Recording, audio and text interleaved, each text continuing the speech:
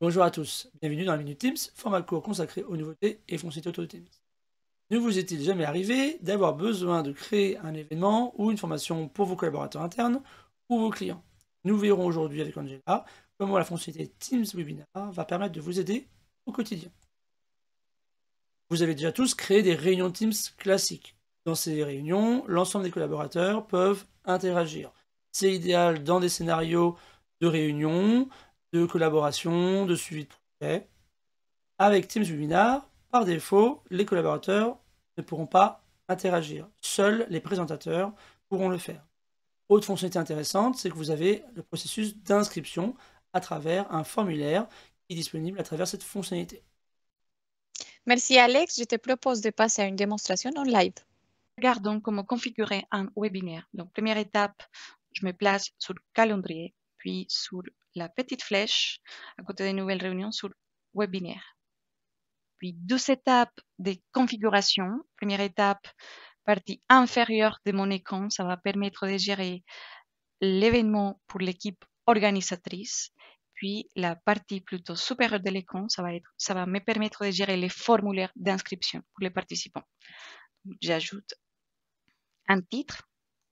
Très important d'ajouter les présentateurs, c'est eux qui peuvent gérer les contenus, c'est eux qui peuvent partager les écrans. Donc, très important, je sélectionne une date et puis un créneau. Je vous conseille d'utiliser un créneau en amont, au vrai créneau d'inscription pour les participants. Puis ensuite, je passe à la partie de l'inscription, comment les participants peuvent participer à votre événement. Donc, soit seulement les personnes de votre organisation peuvent s'inscrire, soit c'est un événement grand public et c'est accessible à tout le monde. Dans mon cas, je laisse pour tout le monde. C'est un événement grand public. Et je clique sur finalement la partie supérieure pour la liste des participants. Donc, j'ajoute mon titre, date et les vrais créneaux sur lesquels les participants peuvent s'inscrire. J'ajoute une description. Puis les intervenants, intéressant d'ajouter une biographie pour en connaître plus sur les experts.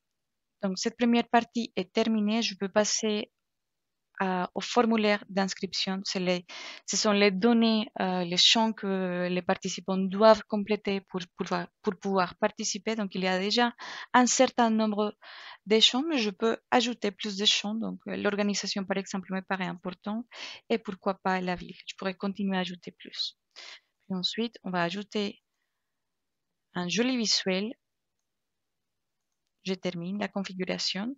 N'oubliez pas de copier les liens d'inscription. Ce lien va être utile pour être relayé dans les réseaux sociaux ou pour être aussi envoyé par email, pourquoi pas. Puis, je clique sur enregistrer. Puis, finalement, je clique sur envoyer. Puis, je clique sur la date et mon événement est créé. Je vous montre tout de suite les résultats du formulaire d'inscription.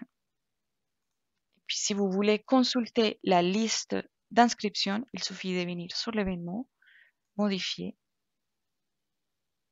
et elle se trouve ici. Les jours J, après la réunion, après l'événement, vous pouvez consulter aussi la liste des participants. Merci beaucoup Angela.